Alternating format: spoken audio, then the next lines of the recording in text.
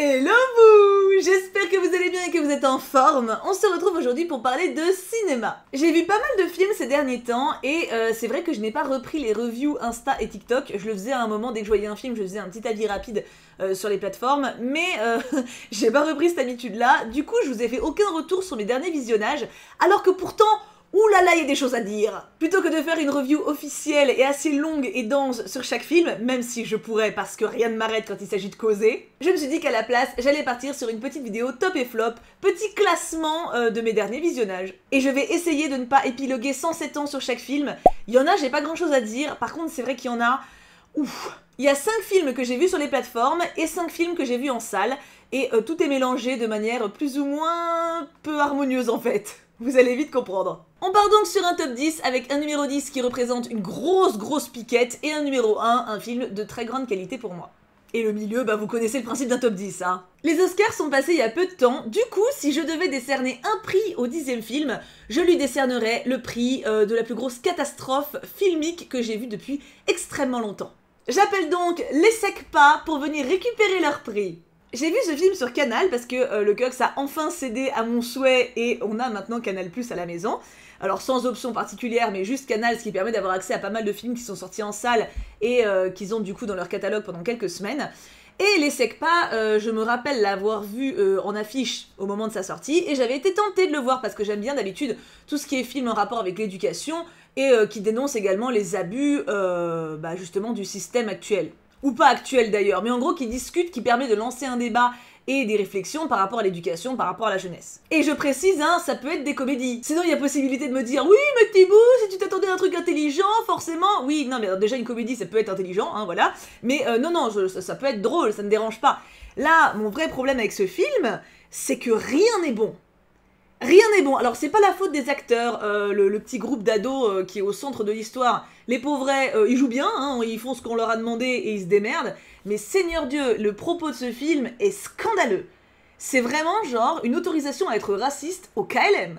C'est-à-dire que vraiment tu vas voir ce film, t'es en mode ouais bah ok bah je pense... Enfin je me dis un mec qui va voir ce film, qui pense comme justement... Bon attends, faut que je vous résume d'abord le synopsis. Bon, cela dit, c'est pas bien compliqué. Hein. En gros, c'est un groupe d'ados, donc les SECPA, hein, qui sont en SECPA, et leur classe ferme dans le collège dans lequel ils sont. Et ils sont donc déplacés dans un autre collège, un collège bourgeois, plein de blancs très riches, hein, voilà. Et ce collège-là, enfin ce collège-lycée-là n'en veut pas, ils acceptent de les prendre uniquement pour les subventions du gouvernement, et donc vont faire en sorte de les encourager à échouer pour qu'ils dégagent pour de bon à la fin de l'année. Voilà, donc déjà le propos est nauséabond, hein, clairement, au niveau de la lutte des classes, voilà, mais soit. Ça pourrait être un message, enfin ça pourrait être une volonté de justement dénoncer cet abus, sauf que le film est composé de personnages racistes qui n'apprennent jamais, qui ne progressent jamais, qui sont ouvertement et scandaleusement racistes, mais vraiment genre... Il y a un moment, il y a un repas de famille où il y a un des mecs des SECPA du coup qui est invité, donc évidemment une famille très bourgeoise, hein, et t'as clairement quelqu'un qui dit que il a potentiellement volé une montre de quelqu'un à table. Tout le monde le regarde, et du coup le mec s'énerve un peu, il enlève sa chemise, il fait « voyez, j'ai rien », puis il se barre en mode vénère. Et t'as un des gars à table, il fait « ouais, enfin il a pas enlevé son pantalon, hein ». Et tout le monde fait un petit... Voilà, ça c'est l'humour du film, vraiment. Et c'est genre, il y a aucun moment où c'est condamné, hein. Il y a aucun moment où du coup les personnages apprennent ou se disent « oh quand même, c'est vrai que raciste c'est pas très bien ». Non, jusqu'au bout. Et je vais essayer de pas énumérer tout ce qui est catastrophique dans le film, mais le message vraiment est gravissime. Genre les gamins du coup sont livrés à eux-mêmes. Et à un moment ils se disent... on leur met un professeur particulier pour essayer de les faire progresser.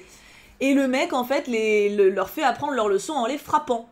Et ça marche, voilà. Donc la méthode d'apprentissage, c'est de foutre des baffes. Parce que c'est connu, hein. De toute façon, les gamins des cités, et puis les gamins pas blancs, ils comprennent rien d'autre, en fait. Hein, voilà. Puis il faut bien leur parler avec des insultes aussi. Parce qu'ils sont pas capables de comprendre quand on leur parle avec un minimum de respect. Voilà, tout simplement.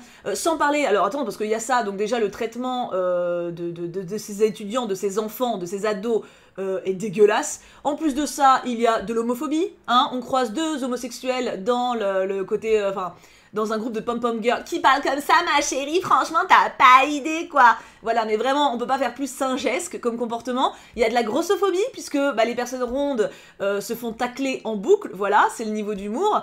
Il y a rien de bon, vraiment, il y a rien de bon. C'est pas drôle. J'ai souri une fois, Et j'ai regardé en synchro avec une amie qui l'a regardé aussi. Elle a souri une fois, pas au même moment. Mais voilà, c'est quand même le maximum qu'on a réussi à tirer de nous. Alors, j'entends que quand tu le regardes avec un groupe de potes, en fumant un joint, tu dois te marrer. Oui. Mais c'est ce niveau-là. Oui, mais après, je veux dire, je peux entendre que vous ayez vu le film avec des potes et que vous ayez rigolé. Parce que c'est un film, justement, pas prise de tête. Mais je n'en peux plus d'entendre des excuses en mode « c'est pas prise de tête pour nous servir de la merde ». C'est scandaleux. C'est scandaleux de mettre des messages pareils. Parce qu'il y a deux publics qui peuvent se reconnaître là-dedans. Les mecs, du coup, en sec pas, hein, qui déjà sont vachement stigmatisés, où tout le monde se fout de leur gueule, parce que pour le coup, pour avoir été en MJC il y a pas longtemps avec des gamins, c'est un peu une des premières vannes, genre à un moment il y en a un, il me fait « Mdam, vous savez, lui il est en sec pas !» Et moi j'étais en mode « Oui, et alors? Toi t'es en quoi? Moi je suis en quoi? On s'en fout, tu vois ?»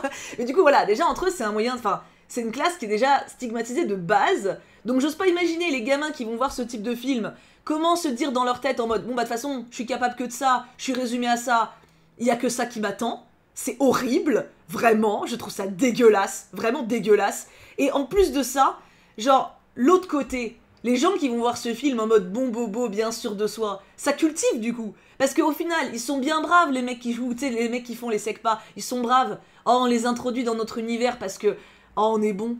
Encore. Mais il y a une notion de supériorité, que ce soit intellectuelle ou même physique, parce qu'au niveau du style, au niveau de l'apparence, etc., c'est singesque. Ah vraiment, je trouve ça scandaleux.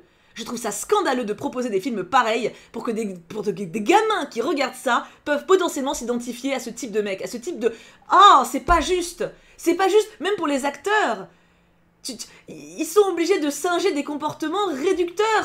Ils ont mis une personne de petite taille dans le casting. Le mec se fait enlever par un aigle et il passe son temps à se faire courser par des chiens dans le scénario. Je n'ai pas compris ça non plus, mais bon. Enfin bref, j'avais dit que je parlerais pas trop longtemps, ça fait déjà quasiment 7 minutes. Mais voilà, ce film, je le trouve dangereux pour le message qu'il met. Et je ne cours pas après les comédies françaises. Enfin, c'est pas totalement vrai, je ne cours pas après certaines comédies françaises. Mais ça, franchement, ça c'est à jeter. Vraiment, c'est à vomir. C'est à vomir de montrer des choses pareilles. De savoir que des gamins vont regarder ça et que ça va nourrir leur amertume envers eux-mêmes et l'idée qu'ils se font d'eux-mêmes. Ah, ça dégoûte. Puis même la fin, mettez au moins une bonne fin, un truc avec des valeurs. Là, c'est quoi la fin? Non, je vais pas vous spoiler. Oh, en même temps, est-ce que c'est grave? Non, mais en gros, à la fin, il n'y a pas d'évolution. À la fin, il n'y a pas d'évolution. Les mecs racistes sont encore plus racistes qu'au début, limite. Enfin, c'est... Pourquoi pas, tu vois, vraiment, de montrer, parce qu'il y a de plus en plus maintenant dans le cinéma français, rassurez-vous, je prendrai pas autant de temps pour tous les films, hein, mais il y a de plus en plus des films comme ça, en mode un peu mythe du bon sauvage, tu prends un mec des cités, tu lui apprends comment le monde des blancs il est, et puis tu lui ouvres l'esprit, et puis du coup tout le monde se rend compte qu'en fait, oh bah c'est pas parce qu'il est arabe qu'il est con, mais non mais ça, oh, j'en ai marre de ce genre de film, et il y en a 36, vraiment des films comme ça, et il faut arrêter à un moment. Il faut arrêter de stigmatiser ça. Genre, dans le film, là, l'école privée, t'as pas un mec, je veux même pas dire maghrébin, mais t'as même pas un mec, genre, un peu mat de peau, ils sont tous blancs comme des culs. C'est scandaleux, et puis c'est sexiste, les meufs sont odieuses. Enfin, quelle image de la jeunesse, et même des gens, ça nous dépeint. C'est ça ce qu'on peut proposer? Ah, non. Mais c'est pas parce que c'est une comédie, déjà que ça doit être sale. Vraiment, c'est pas parce que c'est une comédie que ça doit cracher à la gueule des gens, et ensuite c'est pas pour autant qu'il peut pas y avoir de morale ou de choses à apporter. À la limite, n'en mettez pas, mais mettez pas des messages pareils. Voilà, donc pour moi, c'est un film catastrophique, que j'ai trouvé gravissime dans son message, et que je trouve même dangereux. Voilà, vraiment, les ados, les gamins méritent mieux que ça. Clairement. Et on mérite tous mieux que ça en termes de cinéma. Rassurez-vous, je serai moins emportée pour la suite. En numéro 9, je mets Valmont. Alors, lui, pour le coup, pareil, je l'ai aussi vu sur Canal.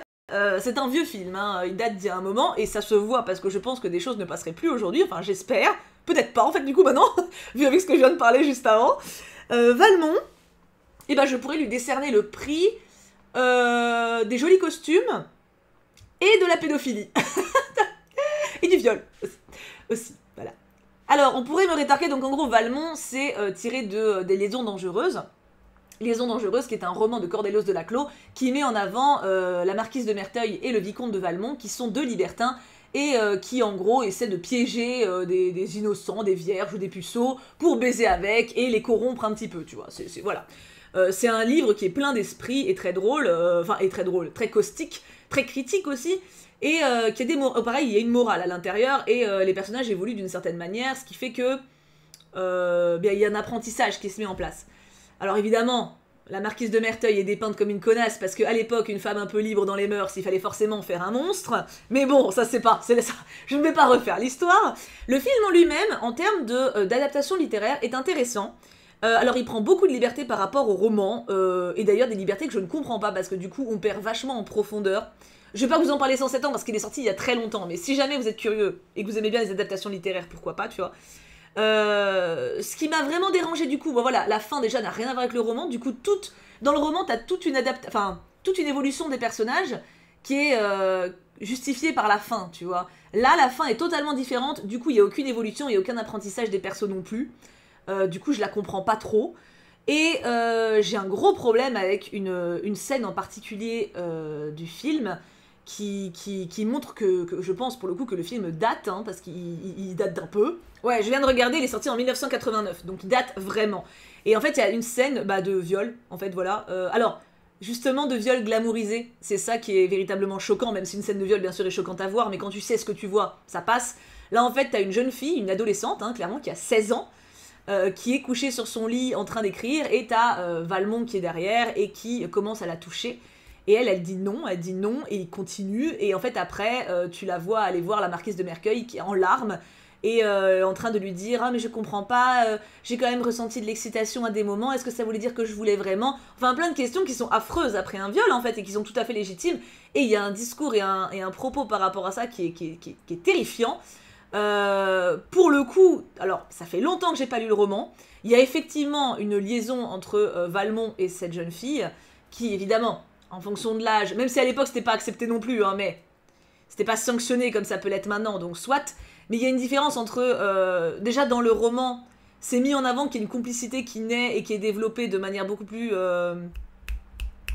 comment dire, plus longue, tu vois ce que je veux dire, enfin il y a quelque chose de plus évolutif dans le roman qui rend le récit moins choquant, et de mémoire, mais après je l'ai lu il y a très longtemps, il me semble que dans le roman aussi, la petite, elle le kiffe quand même bien, tu vois, il lui plaît. Là dans le film, ça tombe de nulle part, elle le désire pas du tout. Elle est pas du tout émoustillée par lui, il l'attire pas, elle le voit un peu comme un grand-oncle, ça rend la scène encore plus choquante.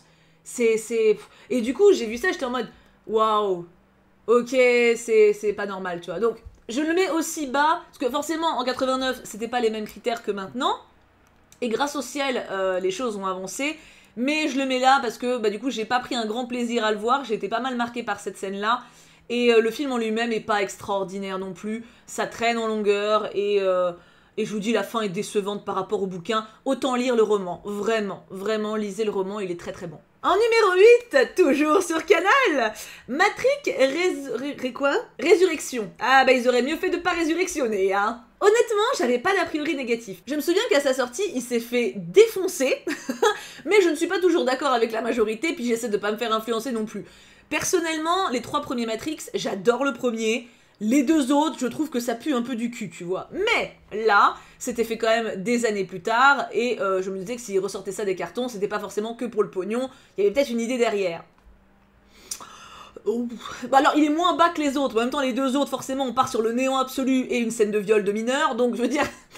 voilà, oui, le niveau est bas. C'était pas fou, hein.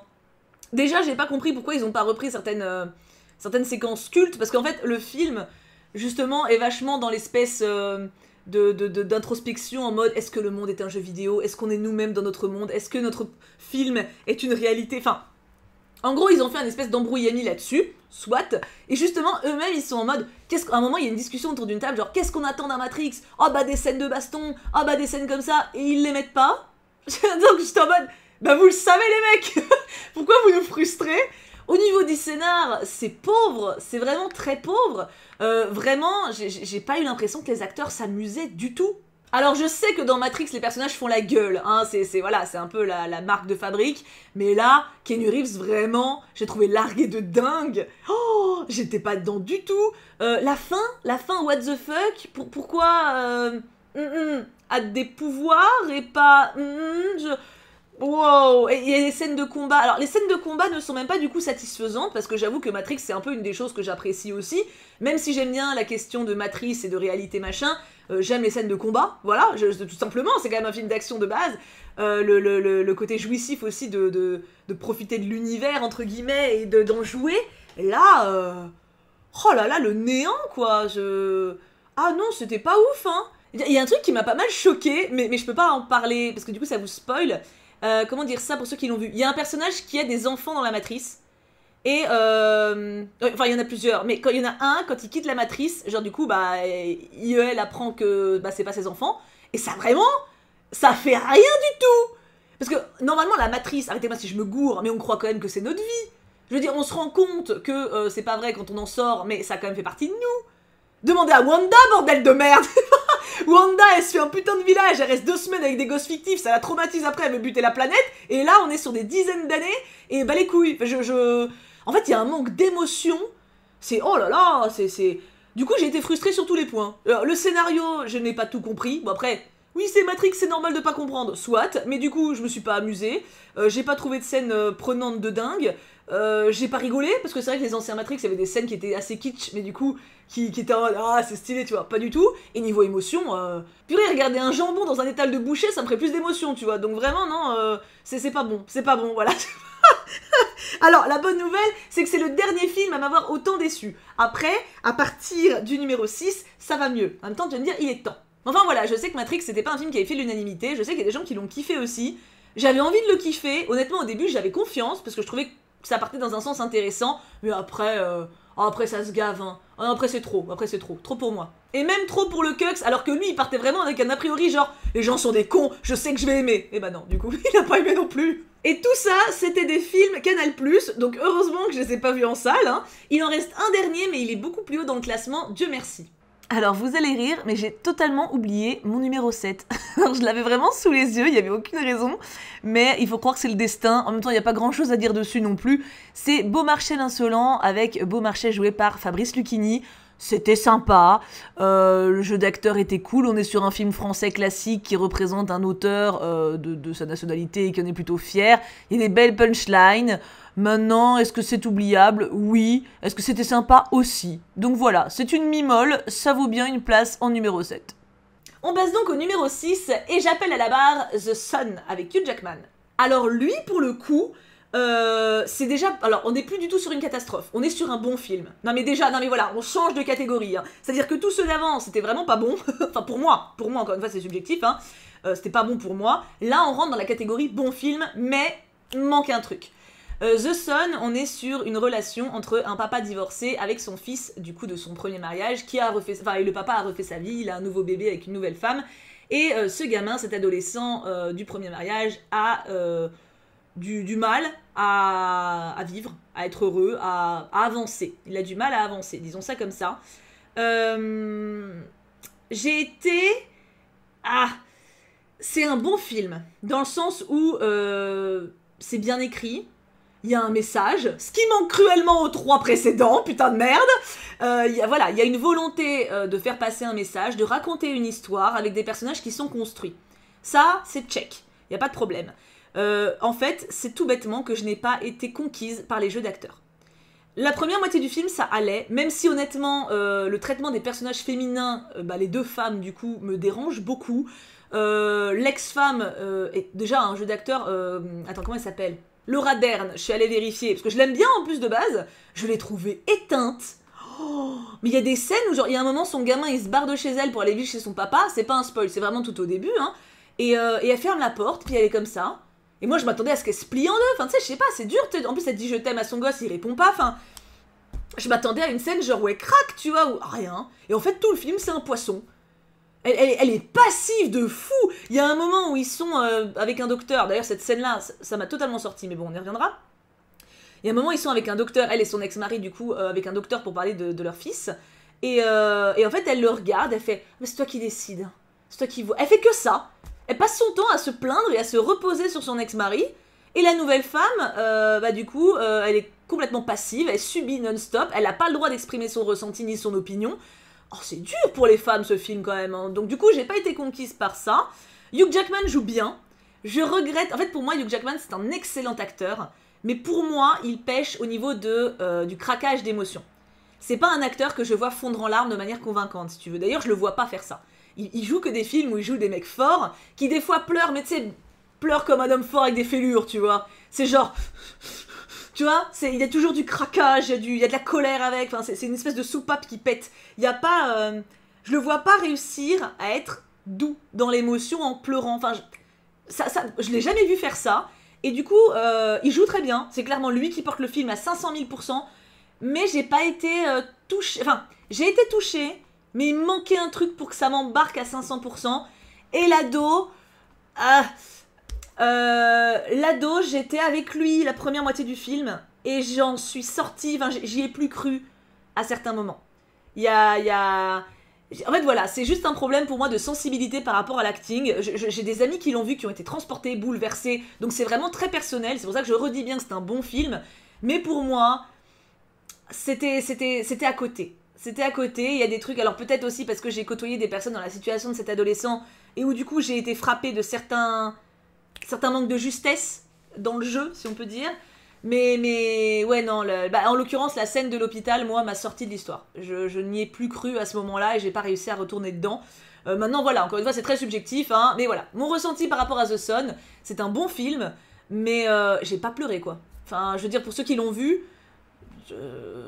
connaissant ma sensibilité, peut-être, voilà, il y a un truc qui coince, tu vois. Donc voilà, je me suis retrouvée exclue de ce film. J'aurais aimé rentrer dedans, ça ne l'a pas fait. Maintenant voilà, c'est un bon film, il est quand même en place 6. En numéro 5, Emily, avec Emma McKee. Je l'appréhendais ce film. Je l'appréhendais fort parce que j'adore Émilie Brontë. Déjà, le film s'appelle Emily alors que c'est Émilie Brontë, c'est quand même l'autrice des Hauts de Hurlevent. Cela dit, je comprends mieux pourquoi ils n'ont pas mis Émilie Brontë parce qu'elle n'écrit qu'à la fin du film. C'est quand même con pour une autrice, n'est-ce pas ? C'est nul. Alors, attends, non, calme-toi Marilyn, il faut quand même expliquer. Emma McKee joue très bien. De manière générale, les acteurs jouent bien d'ailleurs, j'ai pas reproché là-dessus. L'esthétique est jolie. Bon, alors après, la réal, elle a pas de quoi s'évanouir, mais il y a des beaux plans, t'as des collines, t'as du vent, il flotte, enfin, c'est une vibe Jane Austen en plus glauque. Voilà, parce que t'as des morts. Mais c'est vraiment une vibe Jane Austen. Pourquoi avoir pris Emily Brontë pour inventer des conneries pareilles ? Mais vous n'avez pas honte de me foutre des romances de merde ? Putain, si elle avait vu ça! Oh! Alors, ils ont essayé de prendre... Parce qu'Emily Brontë, effectivement, c'était une personne qui était assez sauvage. Tu vois, elle aimait pas parler aux gens, elle aimait pas côtoyer de nouvelles personnes. Donc, effectivement, elle a vécu assez isolée. Ils ont essayé de mettre ce caractère, du coup, dans le personnage d'Emily. Et il y a des moments où c'est bien rendu, mais il y a des moments... Ils l'ont rendue odieuse. Il y a des moments où elle est horrible avec, genre, notamment sa sœur, alors que normalement, elle s'adorait. What the fuck, tu vois? Et pareil, ses sœurs, elles sont en mode oui, t'es trop bizarre, t'écris tout le temps. Elles écrivaient toutes. Déjà, normalement, elles étaient 5 sœurs, là, elles sont 3. Bon, pourquoi pas, il y en a 2 qui servent à rien, ça leur fera toujours plaisir. Mais ok, tu vois, ils en ont enlevé 3. Mais normalement, elles écrivent toutes, elles sont toutes dans leur monde un petit peu, tu sais, elles sont toutes vachement liées. Là, ils ont mis Emily en mode marginal. Ils la font baiser, s'il te plaît. Ils ont rendu sa création de Hauts de Hurlevent parce qu'elle aime un mec. Mais va mourir! Sans déconner! Émilie Brontë qui écrit les Hauts de Hurlevent parce qu'elle est amoureuse. Mais tu sais que je me demande si les mecs qui ont fait le film, ils ont lu les Hauts de Hurlevent.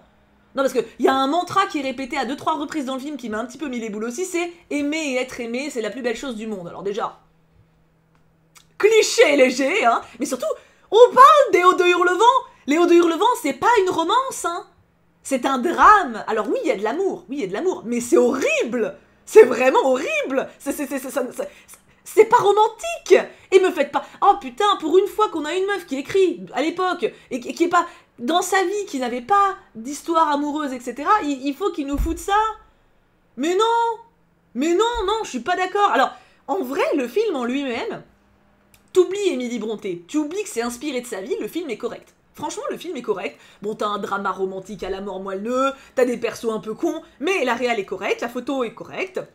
Un peu terne, mais soit. Voilà, t'es dedans, c'est un film à la Jane Austen, t'as des collines, t'as de l'herbe, t'as du vent, t'as des belles petites robes, t'as les romances de l'époque, soit. Mais ne l'appelez pas Émilie, appelez-la Brigitte. Inventez une histoire. Pourquoi pomper une partie de la réalité pour déformer les choses à ce point-là? Putain de cul. Et alors... Pareil, ils nous ont sorti que Émilie Brontë, du coup, c'est la première autrice de la famille, et sa sœur, en gros, se met, parce qu'Émilie Brontë est décédée à l'âge de, je crois, 26 ans, et que sa sœur se met à écrire après sa mort, parce que du coup, sa mort l'inspire. Mais bullshit! Dans la vraie vie, Jane Eyre est sortie avant Léo de Hurlevent. Avant, bordel! C'est quand même pas compliqué de savoir une chose pareille. Alors, si tu veux romancer, romance, mais pas pour... Ça les affaiblit, ces femmes. Parce qu'encore une fois, elle a écrit pour un homme, par un homme, pour l'amour. Mais arrêtez, c'est bien l'amour. Je suis la première à aimer l'amour. C'est merveilleux de s'aimer et de connecter avec des gens. D'ailleurs, pas forcément que l'amour amoureux, mais on a le droit d'exister en dehors de ça. On a le droit d'avoir une création littéraire ou artistique qui ne tombe pas du ciel parce qu'on est amoureux. Ça me fait penser à Eiffel, d'ailleurs, et aussi Emma McKee. Putain, foutez-lui la paix à cette pauvre meuf, elle joue bien en plus. Eiffel, c'est pareil, dans cette daube là, je vais pas en reparler, ça va m'énerver encore plus. Mais Eiffel, c'est la même. Oui, je l'ai fait en forme de A parce que j'étais amoureux. Nah, ta gueule, ça m'énerve. Ça m'énerve. C'est tellement injuste. C'est tellement injuste. Du coup, je l'ai pas mis si bas, je l'ai mis en position 5 parce que, bon, alors, franchement, les 20 dernières minutes, j'en avais ras le cul. Hein. Vraiment, j'en avais marre. Mais le film en lui-même, en dehors de ça, il tient la route, tu vois. Mais je pouvais pas le mettre plus haut à cause de ça, c'est un massacre. En termes d'éthique, il est très bas. Hein. En termes d'éthique, il est très bas, mais en comparaison avec le reste, en termes de plaisir devant le visionnage, je le mettrais quand même au-dessus. Mais ça m'arrache la gueule, hein, parce que purée, Émilie Brontë, elle méritait pas ça. Franchement, je me dis, ils l'ont fait se droguer, s'il te plaît. Et puis la relation avec son frère, oh là là, c'est flippant en vrai. Hein. Genre tu vis quelque chose, et si ça se trouve, dans quelques dizaines d'années, quelques siècles, t'as des mecs qui vont t'inspirer un peu de tes trucs, qui vont raconter de la merde. Ça donne pas envie d'avoir un film sur soi, hein. Ou alors fait par quelqu'un qui sait ce qu'il dit. Ça pourrait être pas mal. Je me suis beaucoup énervée. Non mais là, normalement, c'est fini. Là, il n'y a plus de colère. Ah, fini la colère. En numéro 4, je mets The Fabelmans. J'ai pas grand chose à dire, on restait sympa, mais ça m'a pas transcendé. On est vraiment sur une bonne petite place 4, hein. J'aurais pi le mettre en 5, mais bon, il y avait Emily, c'est hors de question que je le surclasse. On est sur un film en quelque sorte autobiographique de Spielberg, la réalisation est bien, il y a une histoire intéressante, des personnages attachants relativement, mais ça fait le travail. Ça raconte une histoire avec une très belle photo, une très belle réal pour le coup, en même temps. C'est Spielberg, c'est quand même bien qu'il sache ce qu'il fait. Et il y a beaucoup d'émotions, alors... Ça m'a pas... En fait, en vrai, je le mets pas plus haut et je suis un peu en mi-molle parce que, en fait, je l'ai regardé avec une certaine distance émotionnelle. Je trouvais que c'était quelque chose qui se contemplait. Il y a une belle histoire du cinéma aussi, mine de rien, de l'évolution de la passion d'un gamin pour cet univers-là. Les premiers films, etc. T'avais de très bons moments. Je repense au moment où il avait fait un film sur des cow-boys. Enfin, un massacre de soldats dans le désert, etc. C'était fort, cette séquence-là. Donc t'as ces moments en rapport avec le cinéma qui étaient touchants, plus son histoire familiale qui était assez compliquée. C'était un bon film. Après voilà, c'est pas un film que je reverrai forcément ou qui m'a transcendé, mais ça raconte une histoire, ça la raconte bien, et ça la raconte avec de belles images et de beaux moyens techniques. Ça fait plaisir, c'était un bon moment. Pas de coup de cœur, mais c'était cool. En numéro 3, Empire of Light. Ça a été une bonne surprise. Alors j'ai été un peu plus traumatisée que je le pensais à certains moments. Mais ça va au final. Alors en fait, il y a plusieurs trucs qui font que je l'ai mis aussi haut. Déjà la réal, je l'ai trouvée très belle. Il y a de très très très beaux plans et une superbe photo. Il y a vraiment de très très beaux moments à ce niveau-là. Au niveau des personnages, il y a un truc tout bête mais que j'ai beaucoup apprécié. C'est que pour une fois, on a une romance entre une femme plus âgée et un mec plus jeune. Et je sais que ça peut paraître futile, hein, mais je suis tellement contente quand je vois des films comme ça. Alors, le problème que j'ai, parce que j'avais vu un autre film comme ça qui s'appelait Les Jeunes Amants, je crois, avec Fanny Ardant et je ne sais plus qui, où elle incarne une femme de 70 ans avec un mec de quarantaine, je crois. Et là, pour le coup, l'écart est un peu différent. Je dirais que la dame doit avoir 40, 50, peut-être 60, et le mec 25. Enfin, c'est pas la même tranche. Elle est pas à la retraite, tu vois, elle continue à travailler. Donc, c'est pas le même public. Mais en fait, à chaque fois, il y a quand même ce message de... Ah mais de toute façon je suis moche, je suis trop vieille, je suis pas pour toi, c'est normal que tu veuilles te cacher, etc. Ça, j'aimerais qu'on arrive à passer outre, parce que quand c'est des films dans l'autre sens, avec un mec de 50 piges, avec une meuf de 20, ça ne vient jamais dans la discussion. Voilà, 20, 30, parce que là en l'occurrence c'est pas une question de genre il est mineur, elle est majeure, tu vois, enfin... parce que 20 on est quand même tout jeuneau, tu vois, mais imaginons je sais pas 25, 50, tu vois. Quand c'est un mec de 50 ans avec une meuf de 25, je rappelle Eiffel, une fois de plus, hein, mais il y a pas que... ça choque pas, tu vois. Il n'y a pas de justification dans le scénario. Quand on parle sur une histoire inventée, j'aimerais bien que maintenant, petit à petit, on arrive à trouver ça normal aussi. Je veux dire, une femme est belle et désirable à 50 ans et c'est pas anormal qu'un mec de 30 ans ou 25 ans crush sur elle et veuille sortir avec elle ou veuille coucher avec elle. J'aimerais bien qu'on n'ait pas cette culpabilisation-là qui se place. Ça me fait chier de voir ça. Alors après, je suis contente que dans le film, mine de rien, il y ait cette relation qui existe. Parce que il faut déjà rendre grâce et rendre à César ce qui est à César. C'est pas si fréquent que ça. Hein. Voir des femmes plus âgées que des hommes dans des romances ou en tout cas dans des films... bah j'ai celui que j'ai cité avec les jeunes amants, sinon, bah donnez-moi, si vous en avez, ça serait avec plaisir que je les verrai, parce que vraiment, je trouve que c'est pas fréquent. Déjà deux acteurs, enfin, deux personnages qui ont le même âge, déjà ça, c'est dur à trouver, mais alors, si la meuf est plus vieille, là, c'est vraiment que c'est un axe du scénario, tu vois, c'est pas un hasard. Bref, du coup ça m'a fait plaisir, de voir quand même qu'il y avait cet effort au niveau de l'image de la femme et au niveau de la relation. J'ai trouvé que les personnages avaient un peu ce côté âme sœur, en dehors du côté justement amant, etc. J'ai aimé la maturité des relations, la profondeur aussi de celle-ci. J'ai aimé qu'il n'y ait pas des étiquettes spécialement sur les histoires entre les gens. J'ai aimé que ce soit libre, un petit peu. Et en termes d'histoire avec un grand H, je pense que le film est important aussi, puisque bah, on revient à une époque pas si lointaine où bah, pour les personnes noires c'était extrêmement compliqué. Ça l'est toujours, attention, je ne dis pas que c'est réglé, mais on va dire que justement il y a un passage où l'acteur, comment il s'appelle, Michael Ward, qui joue Stéphane, il y a un moment où il le dit, il fait, parce qu'il se fait taper, alors c'est pas un spoil, on le voit dans la bande-annonce, hein. Il y a un moment où il se fait taper, où il raconte ça, et il dit ouais mais en fait c'est arrivé à ma mère, ça m'arrive à moi, et ça arrivera à mes enfants. Et je vois pas ce que je peux faire.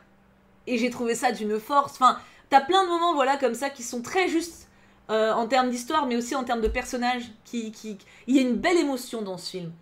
Maintenant, c'est pas un coup de cœur parce que je trouve que peut-être il veut traiter un peu trop de choses et que du coup il se perd un peu en voulant rajouter des choses. Enfin, il y a des choses qui pour moi n'étaient pas nécessaires pour rendre leur perso peut-être trop à mes yeux. Trop de problèmes. Au bout d'un moment, ça va. Genre, ils ont le droit d'exister simplement aussi, tu vois. Mais j'ai aimé les acteurs, j'ai aimé les personnages, j'ai aimé les décors, j'ai aimé l'histoire du cinéma, là encore, le bond en arrière qu'on fait. Ouais, j'ai aimé ce film. J'ai aimé ce film et ça a été un de mes visionnages préférés en salle de ces dernières semaines. Ça a été une belle surprise. Je m'attendais pas à autant de belles émotions et ouais, c'était cool. Il y a des pet+, parce que voilà, forcément, chacun sa sensibilité, mais j'ai trouvé que c'était un très bon film. En numéro 2 arrive mon dernier film Canal+, et je nomme, à la surprise sans doute de beaucoup, Bullet Train. Bullet Train, j'aime bien le dire, mais je ne sais pas le prononcer. Alors lui, ça a été ma surprise, mais vraiment, parce qu'en fait d'habitude je ne suis pas très fan des... pas très fan des films avec de l'humour absurde. Genre un perso qui... ou du gore, tu vois, genre bah, tout ce qui est Tarantino, par exemple. Tarantino, en général, j'ai du mal, tu vois. Les vulgarités à outrance, le trashou, puis le what the fuck total, tu vois. D'habitude, je suis en dehors, j'arrive pas à rentrer dans ces trucs-là. Mais là, ça l'a trop bien fait pour moi. Vraiment, j'ai adoré, j'ai rigolé, j'étais à fond dedans. J'avais envie d'essayer de comprendre, de deviner comment ça allait s'unir en m'attendant à me prendre des mindfucks jusqu'au bout. J'avais vu des critiques comme quoi plusieurs personnes trouvaient Brad Pitt assez décevant en mode passif et placide dans le film. Bon, c'est son personnage hein, pour le coup qui veut ça, mais qu'en gros du coup il était pas convaincant. Moi il m'a beaucoup fait rire et ça faisait longtemps que Brad Pitt m'avait pas fait kiffer autant dans un film. D'habitude, bah, il joue toujours un peu ce genre de rôle maintenant, tu sais, genre un peu comme je disais Hugh Jackman, l'homme fort avec des fêlures, Brad Pitt c'est un peu la même, hein, il fait des mecs un peu taciturnes, assez moi je connais la vie. Oh ouais baby, tu vois. Et là j'étais contente, enfin ça faisait longtemps que Brad Pitt m'avait pas fait rire. Voilà, tout simplement. Je l'avais beaucoup aimé dans Babylone, mais Babylone, encore une fois, c'est son rôle d'habitude, tu vois. Et Babylone, voici, il y a des moments où il m'a fait marrer, mais c'était plus trashou, enfin, je sais pas, c'était moins subtil. Là, dans celui-là, enfin, subtil, non. Je sais pas, je trouve qu'il y a eu plus de lâcher prise. Enfin, je trouve que c'est vraiment un film à regarder, tu te marres, et du coup, tu te laisses emporter dans l'univers du réel, tu vois. C'est drôle, enfin, c'est complètement dingue, et vraiment, j'ai rigolé. Enfin, voilà, ça a été une super bonne surprise. Et très inattendu parce qu'encore une fois c'est pas du tout mon cinéma de confort hein. À la base on l'a regardé parce que le Cux donc Kim était chaud et puis du coup c'était son tour de choisir le film parce qu'avant on avait vu Barbie et le bal des 12 princesses, voilà. Et je vous en parle pas parce que je l'avais déjà vu il y a longtemps, c'est un revisionnage. Et du coup, Bullet Train, c'était son tour.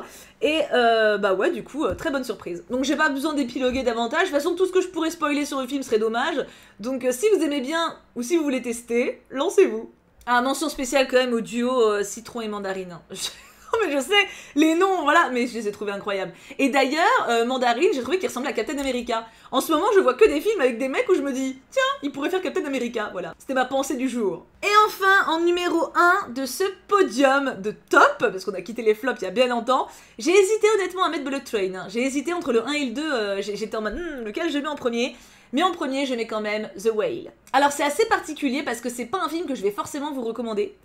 C'est une forme de huis clos parce que techniquement on n'est pas dans vraiment une pièce, on est dans un appartement et des fois on va sur le porche, mais ça reste quand même un univers très restreint pour le scénario. Et on suit du coup un homme qui est malade et qui est atteint d'obésité morbide avec de gros problèmes cardiaques, qui peut à peine se déplacer et c'est très compliqué. Il y a un rapport au corps et à l'espace dans ce film qui est assez hypnotisant et assez dur aussi, même clairement très dur. C'est un film donc j'ai vu en salle. Il m'a mis mal. Il m'a mis mal. Il y a des moments où je me suis caché les yeux quand le personnage a des crises. Genre, en fait, d'un point de vue de santé, ça m'a terrifiée. Ça m'a terrifiée et ça m'a fait une peine. Une peine de le voir seul comme ça. Alors, il n'est pas tout le temps seul, hein, bien sûr, il y a des gens qui passent. D'ailleurs, beaucoup de monde. Il y a beaucoup de monde, mine de rien, qui défile dans l'appart. Mais il y a des moments de solitude et de détresse extrême dans ce film qui sont très durs à supporter. Et c'est pour ça que je le recommande pas forcément à tout le monde. Je peux pas dire que ça a été un coup de cœur, puisqu'il m'a un peu traumatisée. Et j'arrive pas à me décider sur à quel point justement ma part de traumatisme joue dans mon avis sur ce film. Je n'arrive pas à savoir. Mais je me dis que si je suis autant chamboulée, même après plusieurs jours après l'avoir vu en salle, c'est qu'il y a quelque chose de fort qui s'est passé quand même. C'est intense. C'est intense comme film et pour le coup il y a beaucoup de messages de solitude, d'amour, de détresse. Et ouais, non, c'est un bon film. Il y a une âme dans ce film. Il y a une vraie âme. Après, où tu adhères pas, ça c'est comme dans la vie quand tu te fais des potes, il y a des gens que t'aimes pas, des gens que t'aimes bien. Mais il propose quelque chose. Il propose quelque chose d'intense et ça m'a cueilli. Moi, pour le coup, je l'ai vraiment... Je crois que j'ai fait... Enfin, le soir en rentrant, j'étais vraiment pas bien. Et en me couchant, je pense que ça a cultivé des pensées assez sombres. Alors, pas suicide ou quoi, hein, juste des problèmes que j'avais, tu vois. Mais ça m'a un peu plus aspiré, tu vois, que d'habitude. J'ai eu plus de mal à décanter par rapport à des problèmes classiques. Et non, c'est un film qui m'a... Il m'a pesé. Il m'a pesé et en même temps, il est beau et bon. Enfin, c'est toute une proposition de cinéma, je trouve. Et une proposition d'histoire aussi. Et j'ai fini! Oh bah du coup, waouh, du coup j'ai parlé longtemps. Mais en même temps, en fait, il y a des films où j'avais pas grand chose à dire. Et il y en a où... il y avait pas beaucoup de films où j'avais pas grand chose à dire en vrai. Hein. Ils m'ont un peu tous fait causer. Mais du coup, n'hésitez pas à me dire si vous voulez que je refasse ce concept-là. Je pense en vrai, tous les 10 films, c'est pas mal. Tous les 10 films, ça me permet de faire un petit top 10 de mon visionnage. Bien sûr, subjectif, hein, évidemment. Ce qui me permet de pas forcément faire des vidéos sur ça tous les 4 matins non plus, parce que sinon je m'en sortirais pas. Mais ça permet aussi quand même qu'on ait un échange sur nos derniers visionnages, etc. N'hésitez pas vous à me dire d'ailleurs ce que vous avez vu ces derniers temps. Vos coups de cœur et vos flops, bien sûr, si vous en avez. Moi je vous laisse là, je vous fais 1000 bisous et j'ai beaucoup trop hâte de lire vos commentaires. Bien entendu, n'hésitez pas à me dire également vos avis sur tous les films dont j'ai parlé aujourd'hui, que vous me rejoigniez ou que vous ne soyez pas d'accord. L'important c'est qu'on échange et qu'on discute, parce que c'est ça aussi le cinéma. Bisous tout plein!